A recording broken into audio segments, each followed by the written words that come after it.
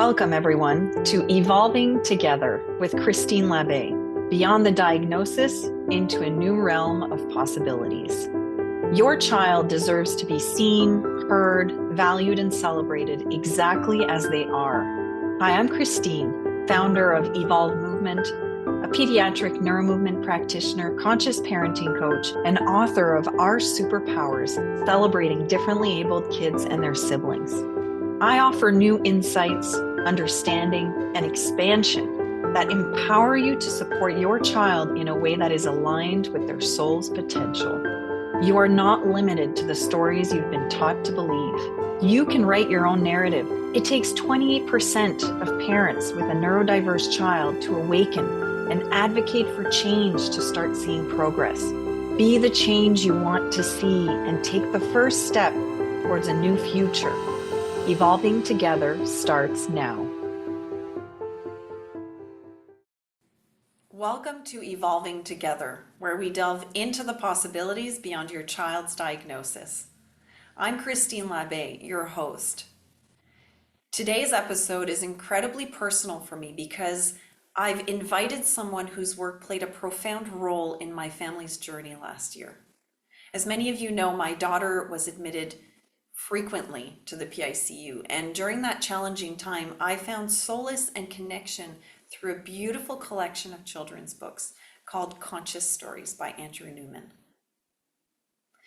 These books became more than just stories. They offered a moment of connection for us, a way for my daughter to begin understanding her feelings. They gave me the language to reflect back to her some of her magnificent gifts, and they became part of our healing journey.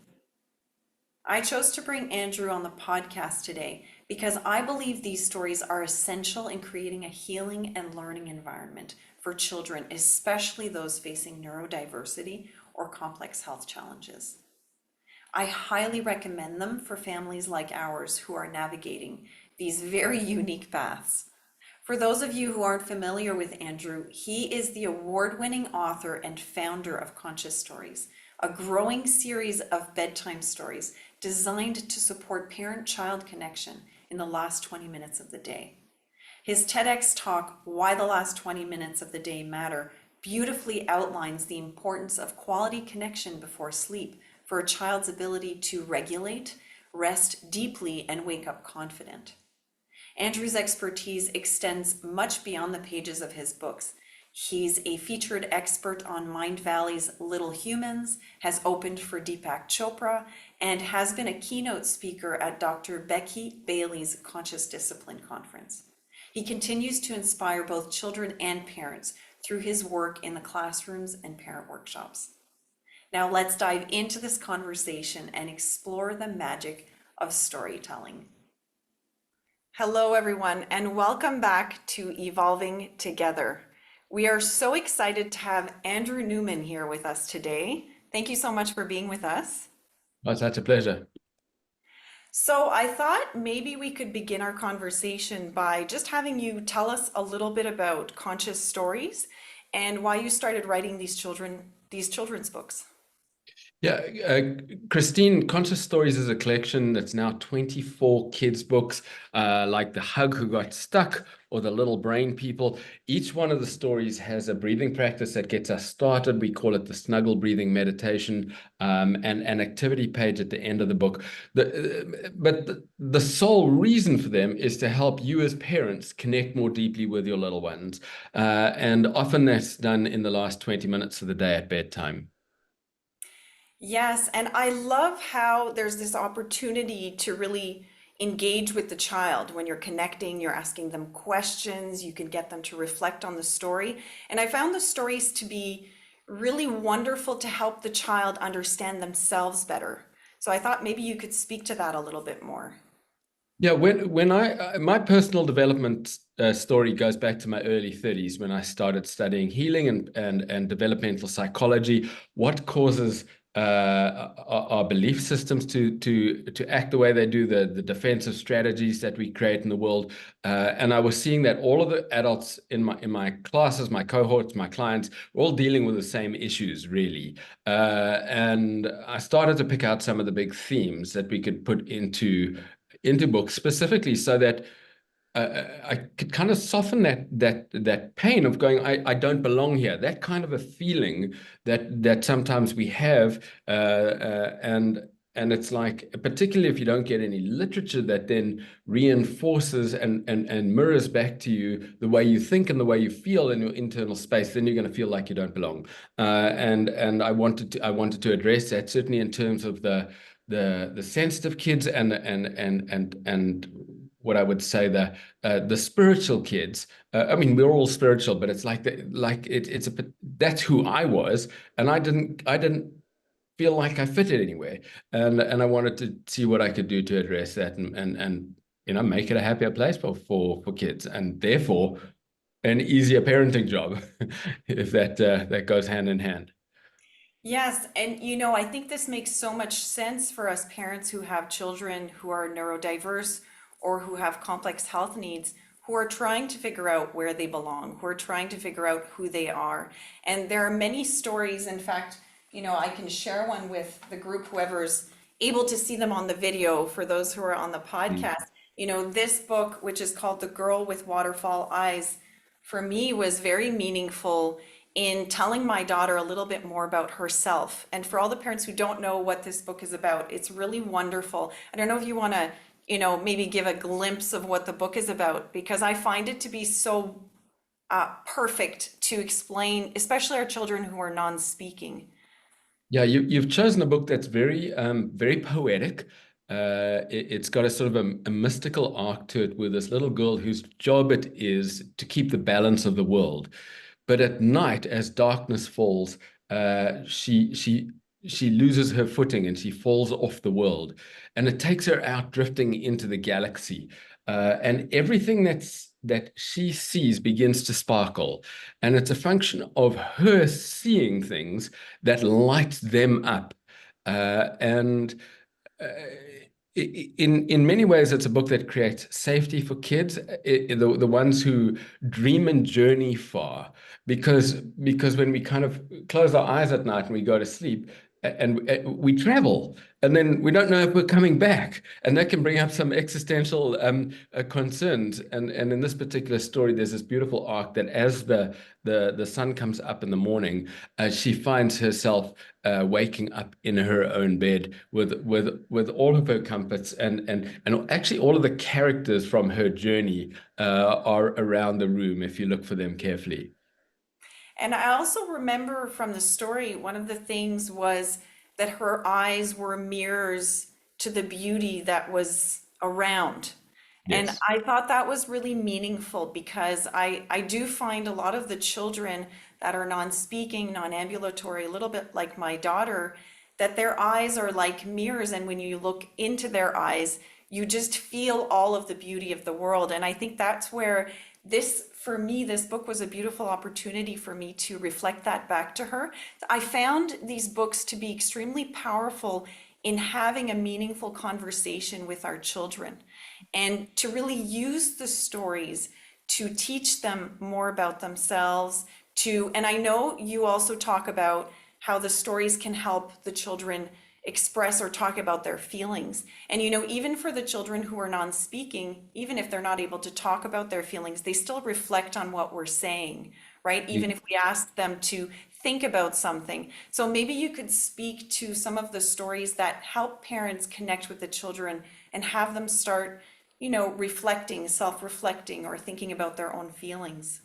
Yeah, so the kid's favorite story is this book, The Hug Who Got Stuck. All takes place in the world of the hug factory in the middle of the heart, and this little hug wants to get out into the world and go and deliver its special love and care, but it gets caught in the web of sticky thoughts. The I'm not good enough, the nobody loves me, any of those negative thinking things that then has our heart get closed and blocked up, and our head try and dominate. And what's great about this is there's this little term that comes out of it called a sticky thought. Now you can chat to your kids. Is your hug factory blocked up? Do you have a sticky thought? And the kids love that. And of course, it doesn't take very long before they will reflect that back to you as parents. So you have to be ready for that moment. Mom, I think you've got a stuck hug. And at that point, you have to have to do your work, which is great. We want, why wouldn't we take that kind of mirroring and feedback? The little brain people, which is this is our two characters are dopamine and serotonin, and all of that happens in the world of the brain when it mirrors what happens with fight, flight, and fright, where the brain gets activated when adrenaline, cousin adrenaline in this case, personified, jumps into action, and how we reset and calm and restore calm. So again, now we can say, hey, are you having a yucky brain moment? Oh, yeah, I'm just having a yucky brain moment. Well, what do we do when you have a yucky brain moment? Well, we do the things we've already done because they were in the back of the book and we've practiced them when we weren't having a yucky brain moment. And that comes from our brain balance barometer, where we can move from safe and loved through a yucky brain moment back to restoring calm and back into safe and loved. Um, and as adults, I mean, it doesn't hurt for me to have the reminder that, oh, I can sigh loudly, I can breathe into my belly. Oh, that's right, I was breathing up my chest. Let me come down into my belly. I can stretch and relax, what we're learning about the fascia, what we're learning about movement. I can yawn and I can snuggle, and I can remind myself that I've got that actually, if I look around, I'm not being attacked by a saber-toothed tiger, although everything in my system is reacting as if it is. I'm just in a process of going through fight, flight, and freeze. And I've seen this. There's a brain science model called conscious discipline. It's used in pre-K right through to high school, and I've seen 5-year-olds talking about brain function, about, oh, I'm in survival brain, I need to go to the safe corner. And like they know how to take care of themselves once we give them the language as to and some skills to set themselves up. I love that because it helps children understand what's going on. So it's a beautiful teaching moment. So your books actually teach the children so much about regulating. Is that Yeah, right? yeah. Well, that's really, that would seem to be everything, regulating, calming, dorsal, vagal, ventral, getting into the right part of the nervous system. Like that's where we thrive. That's where the executive brain comes online, where the curiosity is alive, creativity is alive. That's where learning happens. When the survival brain is activated because we believe we're not safe, learning, it's impossible to learn. When the emotional brain is activated, and then the brain is just going, am I loved? Am I loved? Am I loved? Am I loved? And it spends all its energy and effort trying to work out that it's actually loved. When if we can address that and come in and say, skillfully deliver the message to the brain that you're loved, then the behavior of the child changes as they come back up into the executive state. They get on with doing their own exploring of their world. Yeah, and that's so important to have the confidence to begin to explore their world and just allow themselves to do that. You talk about being loved and that unconditional love. So maybe you can tell us a little bit more about how it builds that confidence for the children when they're moving through some of the stories. Yeah, so confidence isn't something we have before we do something. It's something we have because we did it. So if your little one anxiously and nervously ventures out to have a new experience, but then comes back and is greeted by you again in this realm of victory and love and success, that's where confidence gets laid in. Now we see in each of the stories has what I would call well, it's definitely a hero's journey. The arc of the story is usually meet the character, get them into some sort of trouble, and then find their way through it to get out of it. Um, Now, your kids may not yet have had the specific experience that the character's having in the book, but they will do. We are like the boy who searched for silence. He goes looking for silence out in the world. Everybody's going to look for silence at some stage, and ultimately going to need to do the work of finding it inside themselves. Um, and and so as the boy in the story has his victory and finds it inside himself, we get to borrow that. And it's quite deep. If we've got a half an empathic bone in our body whilst we're reading the story, the kid gets into trouble, we go, oh no. And as he comes out and gets his victory, we go, yay. And actually what we've done is we've built in a healing response to a challenging life moment that the kids will experience at some stage, but they'll already have the remedy inbuilt into the system, that they can, whether it's cognitive or whether it's through the muscle, it kind of a muscle memory, through the victory of the character in the story. It's theirs. It's a resource, for them to use when they need it in that moment. I love how your stories have so much wisdom. I mean, not only does it teach the parent, as the parent is reading the story, that the parent is also learning, and then the child is learning. And there's so Mm. much wisdom in your stories. And I wondered if you could speak about your inspiration. How did you come up with these stories, the messages that you chose to share? Where did they come from? In many of them, it's just a sort of a sense of a butterfly flying past and me going, oh, let me just write down that it's kind of, I think I would describe it as one of my ADHD superpowers, the pattern observing, and this overlay of watching so many people do so much therapeutic work, and then just seeing these common threads come through.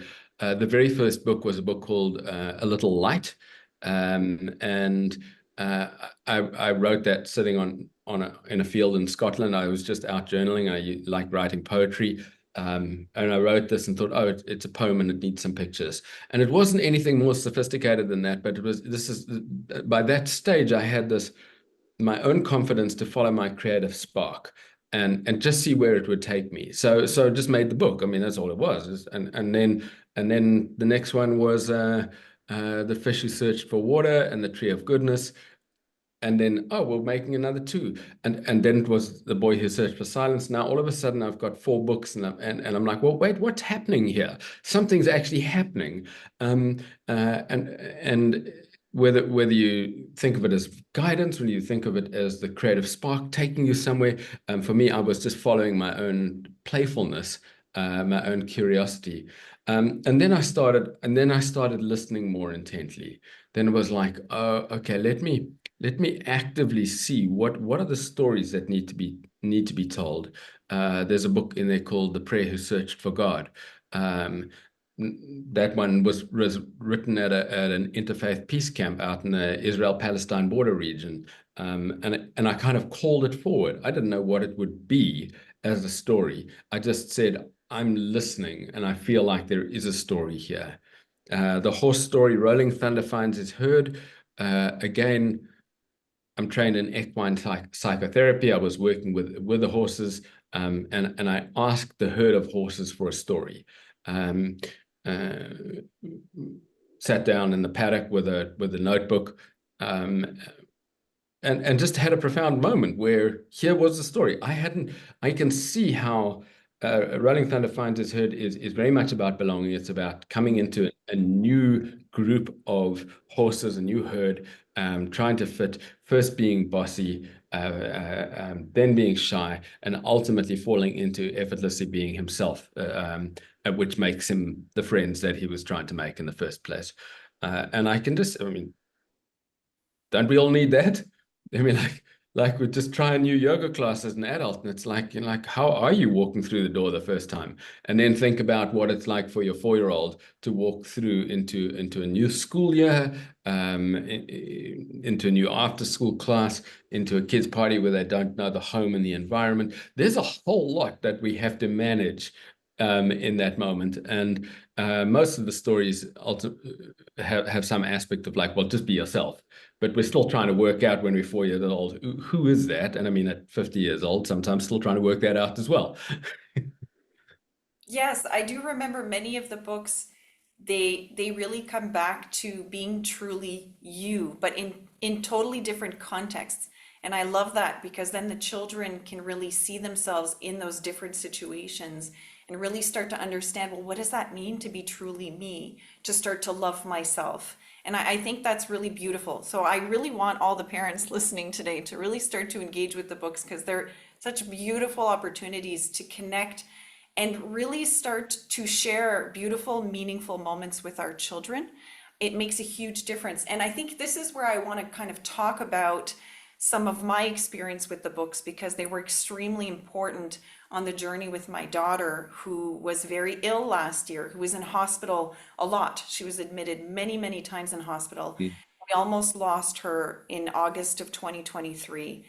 And I used your books constantly in the hospital room. I would bring all of them with me. I have the entire collection. I would bring them all in. All the nurses would recognize the beautiful books that I had and would talk about them, because I would always come in with all of my books for my daughter, and we would sit down or lie in her bed, together, and I would read to her these books, and I would connect with her, and I would use the stories to reflect back to her how wonderful she was, so that she could really start to understand and see herself, and to heal that identity, that she had kind of put together based on what she's seeing. She's seeing herself as different. She's non-ambulatory, she's non-speaking, Mm. she can't use her hands intentionally. There are many, it's very difficult for her to belong and to connect with others. So these stories were really, really meaningful in having moments of teaching and having moments of being able to speak to her about her through these stories. And it really worked. And one of them, in fact, you mentioned it, A Little Light. That was an important one to communicate to her that she wasn't broken, Mm. right? Because I think a lot of these children that are neurodiverse or that have complex health needs, they feel broken. Yes. And I also liked this idea of this holistic support. And so maybe you could speak a little bit about that story particularly. I found that story to be really important because of that light inside, and just to explain to her that we really wanted to brighten that light within and to Mm. bring it back online. And maybe you could speak to this story a little bit, because it was so meaningful for us. Yes. So there is a beautiful innocence in that story, in that, as I said, it was just something that popped right in. It was the first book that I wrote. Uh, the opening couple of pages. Once upon a time, there was a little light who intended to shine a rainbow so bright. He had a little body, and it started to grow, and he learned all the things he needed to know. He learned all the things he needed to know, but some of them were wrong and blocked up his flow. So that's the setup. It's like, hey, hold on, who you are is light. Let's start there, right? Who you are is light, and then you come into this physical form, and then you get this physical body, and then you try and work out how this world works, and you're actually destined to learn some things incorrectly.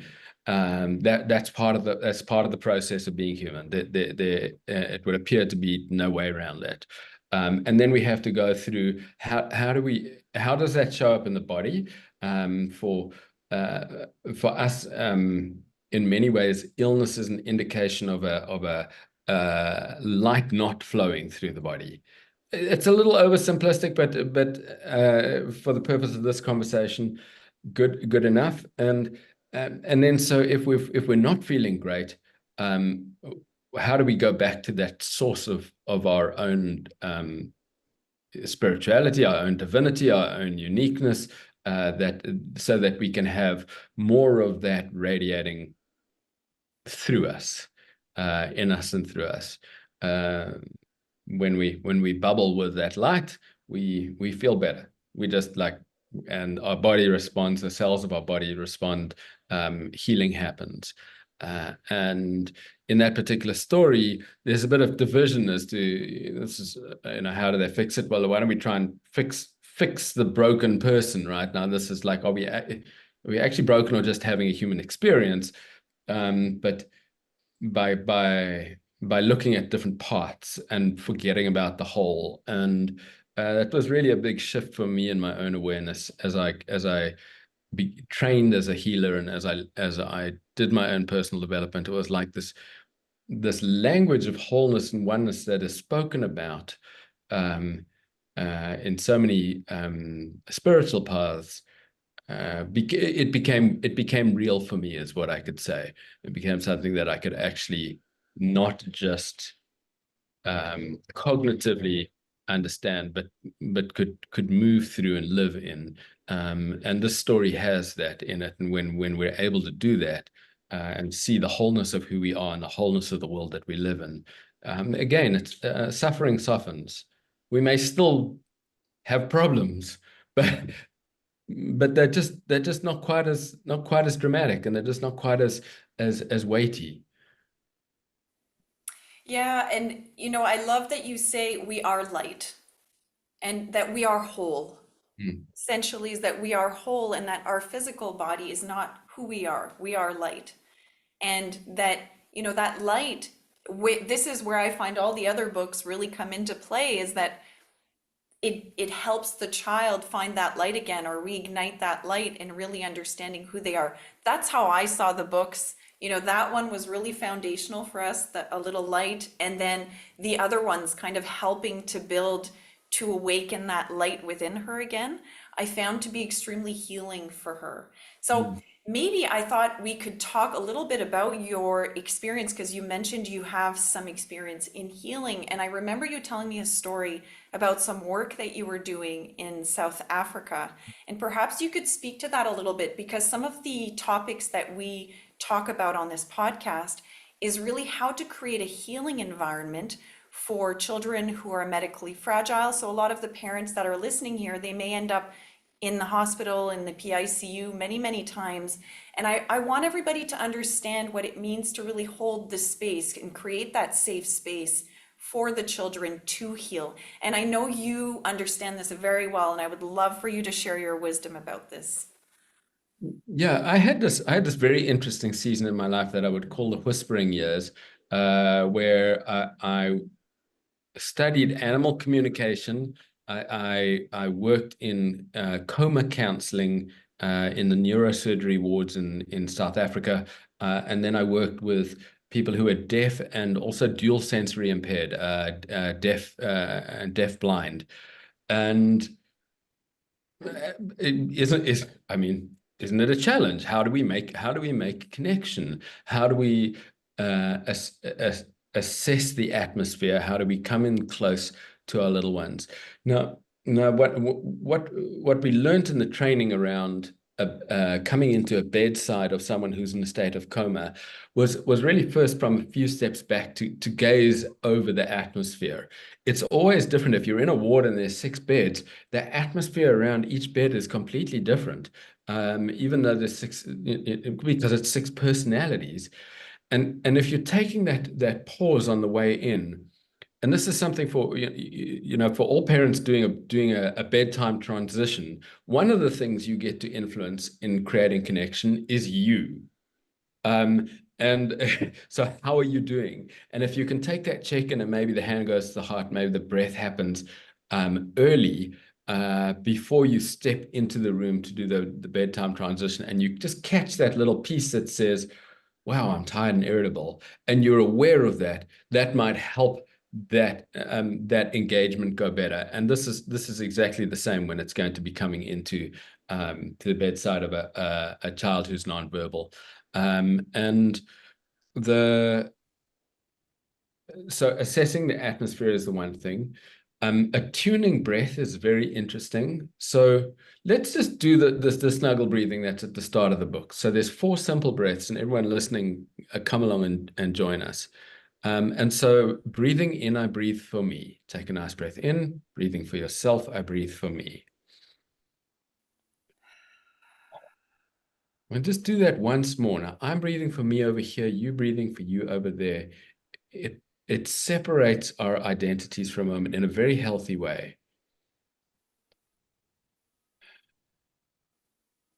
And second breath is I breathe for you. So now I breathe for you. You're breathing for me and I'm breathing for you. Isn't that a wonderful gift? Now we've created us, what us is. So let's take a breath. I breathe for us.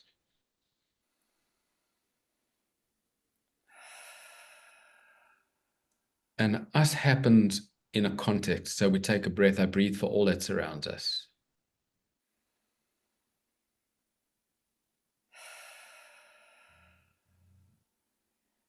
Now, my system is just softening. Like I can track it sitting here. It's the first time we've done this on this call. Um, Something happens, right? The magic of breath, the particular intentions of this. And this is a tool that you can absolutely use as a transition at any point. So maybe coming into contact, coming into connection in a hospital visit for the first time. And then I do think it's worth talking about touch. Um,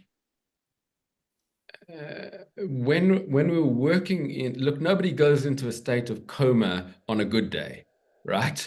It's and nobody's expecting it to happen. So the family come into the ward environment, and you're in a trauma field, um, and there's a whole lot of uh, overwhelmingly big emotions that are happening in the space, a lot of confusion, a lot of fear. And then how that can then act out and touch is you can find someone rubbing up and down on the arm, trying to make their contact point to be like this. Their mums come to the bedside, their kids and their little ones right there, just looking like the worst they've ever seen them, and then there's too much activation through touch, right? So so what we know for the internal state of someone who certainly in a coma state is that a single firm um, uh, point of touch is better than moving touch, particularly if there's an aspect of dialogue that's happening, because you've got multiple channels through which we're communicating. We'd be communicating through touch, through sight, through sound, and through, again, the pairing of breath. Now, the single advice is to say, do those one at a time. Like just pull them apart. Just choose one lane and come in through that lane. Look for what lane do I think is open here today, and then come through that. Um, is that what does that bring up for you? How does that help as a start? Because there's layers to this, right? And I can go on for days, but I want to see how this is useful. No, I think this is extremely useful. I mean, you talked about checking in with yourself before you enter the hospital room, Yeah. which I think is extremely important, is tuning into yourself. Well, how do I feel right now? You know, how can I regulate my nervous system before I step into this space so that I can create safe space with my own energy? And so Yes. you mentioned that as the first step. And then the second one, you talked about, you know, that touch, and that sometimes it's that overstimulation of moving around. It almost feels like, you know, this excited kind of nervous kind of energy when we're moving around too much, right? But when it's that firm touch, to me it sounds like something firm, grounded, and that connection that is clear, where it's, you know, your hand, your energy touching the other person, and they feel your presence. It just Yes. feels more potent to me. It feels more like a connection when you just have the hand on the child versus, you know, all of this movement. Yes. Okay. Yeah, absolutely. And the good news is that there's so many channels for connection available, right? This your what communication is and how it looks. Um, maybe different, but it doesn't make it any less rich. And so the book in the collection called How Diablo Became Spirit, which is an animal communication story that features Anna Breitenbach, and a true documentary. You know, there's a moment in there where Anna receives communication from the leopard, and sometimes she hears words, sometimes she feels things, and sometimes she senses and knows things. And so these are all aspects of our communication body that is designed. We're receiving information all the time. Now it becomes your opportunity as the adult to learn how to receive the language that is being spoken as opposed to the language that isn't being spoken. Yes, and I love that you mentioned that, because I personally speak with my daughter all the time, even though she's not speaking. I hear her all the time, right? Hmm. I get hunches, I can read her just her energy. I can read her body language. I mean, we have telepathy, I just hear what she wants, or I just know what she wants. And so, and I can confirm with her by getting her to say, yes or no in the ways that she would. But Yeah. there's so much available to us. And I think you bring up a good point, because many parents will think, well, my child's non-speaking and I can't connect with them. And that's so far from the truth. In fact, sometimes I feel like words actually get in the way of connecting, right? That really it's all about presence. It's all about being present to the other's energy and them being present to our energy. Yeah. And the importance of parents understanding the energy they bring into the room and the energy that they bring into, whether it's a healing environment or a learning environment, it's how their being has such a huge impact and communicates so much to the child, right? Yeah. Because a parent can say many things, but if their energy isn't matching what they're saying, the child reads right through that. Right. Yeah, that's sort of the first rule of play therapy is alignment of language and behavior. It's like otherwise it creates confusion, and that's a space into which kids have to create safety strategies. If mum says she's fine but she doesn't look fine, then it's very quick for the young brain to go, what did I do wrong? How is this about me? And how can I fix mum? And it's like, but it's really not their job. And it's our job just to even if mum's not fine, then just say mum's not fine. Now we congruent, right? If mum doesn't have to be fine all the time, that's not what we're saying. We're just saying be congruent with your language and your energetic and your behavior. It takes a lot of anxiety off that little one who just wants to be loved. That's it. But how do I be loved today? Well, can I be loved just being me, or do I have to be loved being an idealized me for you? And we're really hoping that more and more our kids can just be themselves, and we can love the child that we have, not the child we wished we had, or as Dr. Shafati would so often say, parent the child you have, not the child you thought you would have. Yes, and I mean your books teach a lot about self-awareness. So the hope is that the parents can learn when they're reading the books with their children, really to understand, even because with many parents, we learned early on not to be ourselves in many ways, right? So when we're reading these books with our children, it has us thinking and reflecting. And I think for many parents that I work with, because I'm also a conscious parenting coach. I studied in Dr. Shafali's program, and a lot of the early stages with the parents is really that self-awareness, is becoming more aware of yourself. And so I find that to be really important. And I think it's great because you do have that in your books, and it's a wonderful time to connect for parents to start healing and to start thinking about things differently. So, We have to be adult first in all of our engagements, actually, like that breath to assess at the beginning. That first breath I breathe for me, actually it's quite interesting how challenging that can be for the folks who've created their identity as caregivers and caretakers, to come back to themselves and take a breath for themselves. Um, Checking with the atmosphere before coming into stepping into the bedroom or the space around the hospital bed, and then from a brain science perspective, we're all we're like a flock of birds, right? So it's never just one takes off with a fright. The whole flock goes all at the same time.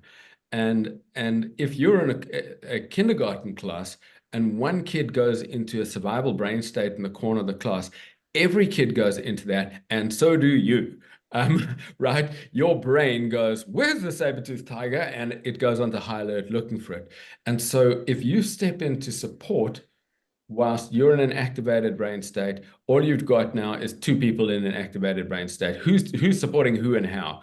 You can't do it. So here it becomes again adult first. This is the work of Dr. Becky Bailey, and she's just like pause, breathe, and wish them well.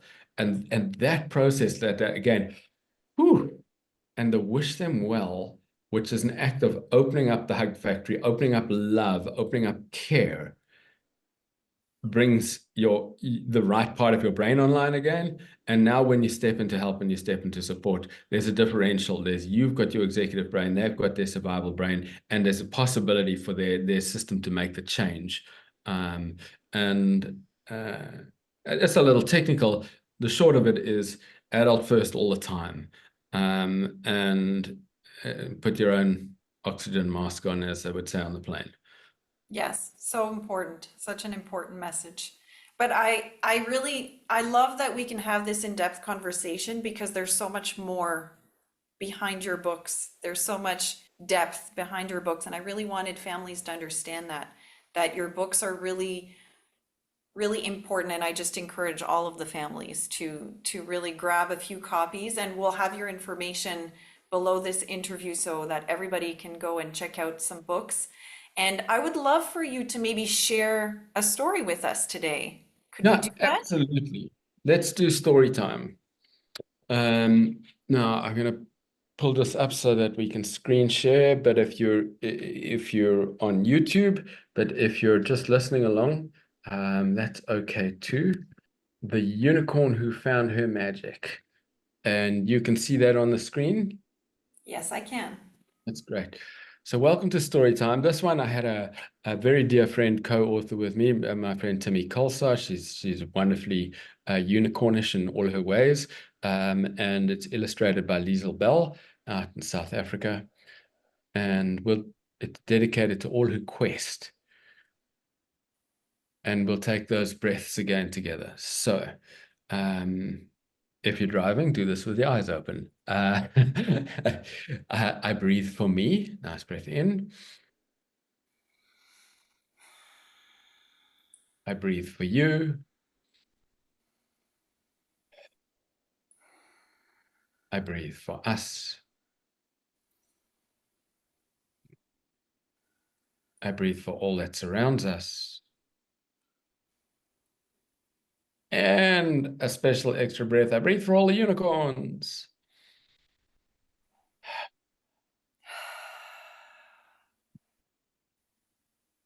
Alchemy's head hung low as she dragged her hooves through the stardust. All the other unicorns know what their special kind of magic is, she mumbled. Moonshine knows how to help kittens stay soft. Silver Mist knows how to help elephants grow big and strong. Even Firefly knows how to use her horn to help caterpillars grow extra long. I guess I'm going to have to go and find my special magic, said Alchemy. She packed a bag of snacks, grabbed Snuggles, her favorite cuddly toy, and set off on her adventure. Alchemy flew through whirlpools of stars, over planets, past a floating spaceman, through pink fluffy clouds, above majestic snow-capped mountains where dragons live, and past an aeroplane on her way to Earth. It's a long journey.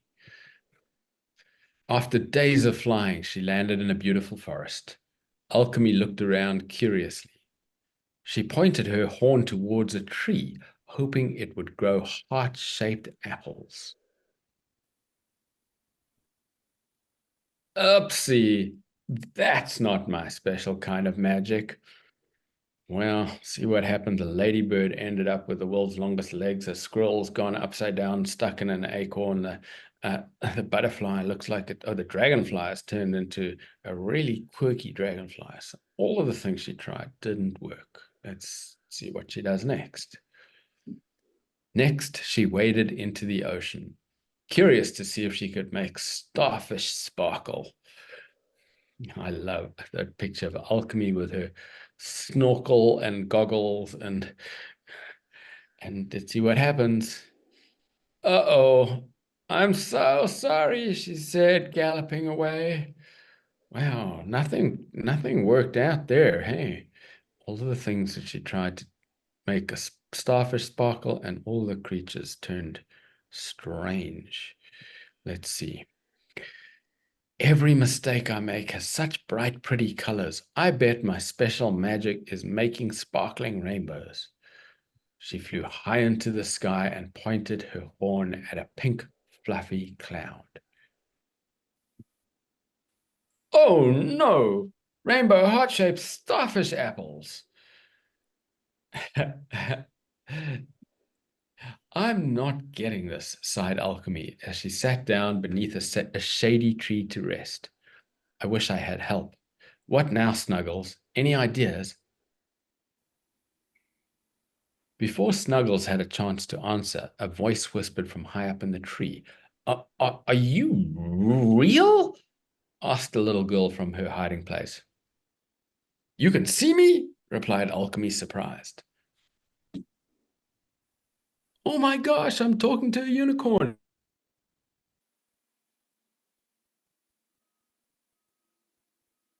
Hmm. Oh my gosh, I'm talking to a unicorn, exclaimed the little girl excitedly. What are you doing here?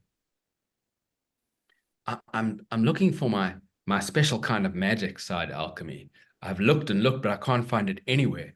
I feel sad, tired, and lonely, and I don't feel very magical. You're the most magical thing I've ever seen, exclaimed the little girl. I was also feeling sad and lonely. That's why I was hiding in the tree. I feel happier just talking to you. I'm coming down to give you a hug. You really helped me. But, but I didn't actually do anything, exclaimed Alchemy.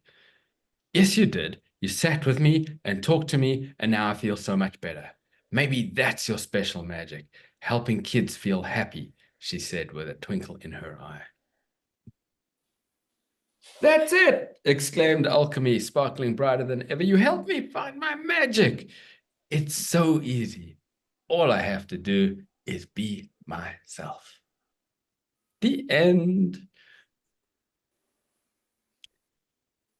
They're so happy, this little girl and Alchemy have found each other.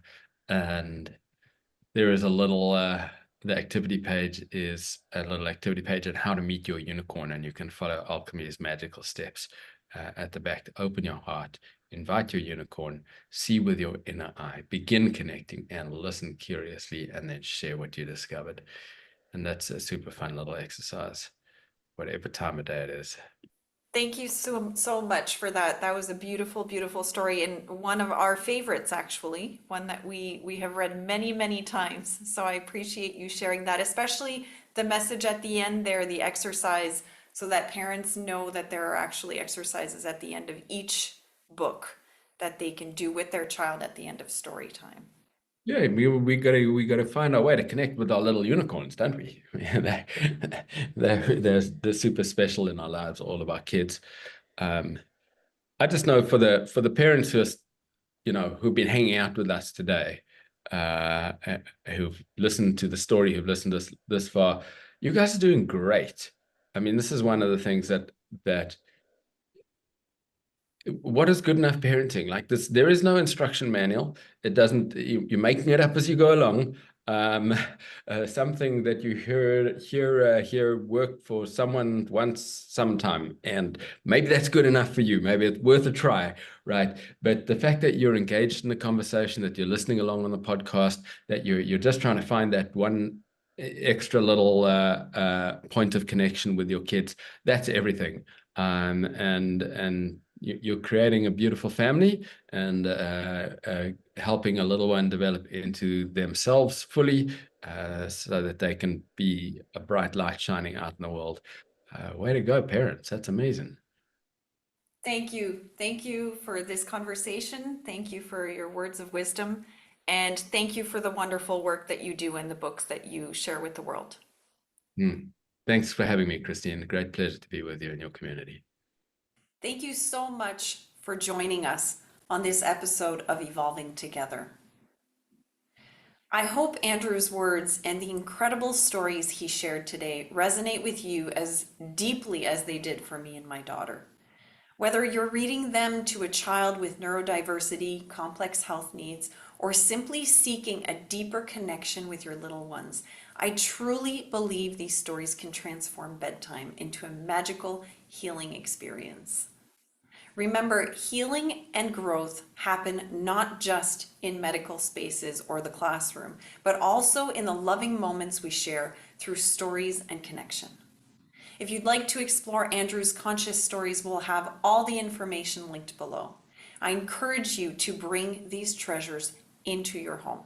Until next time, keep evolving and creating those moments of connection with your children. Together, we can build environments where our kids thrive.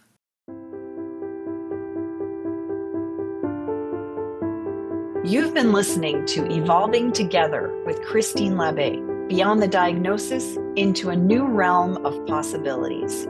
Tune in every second Tuesday at 4 p.m. Pacific Time or 7 p.m. Eastern Time on Transformation Talk Radio for more insights, understanding, and expansion that empower you to support your child in a way that is aligned with their soul's potential. Your child deserves to be seen, heard, valued, and celebrated exactly as they are. Are you ready to be the change you want to see for your neurodiverse child? Take the first step towards a new future and visit www.christinelabbe.com or check out our collective site, www.evolvemovement.ca.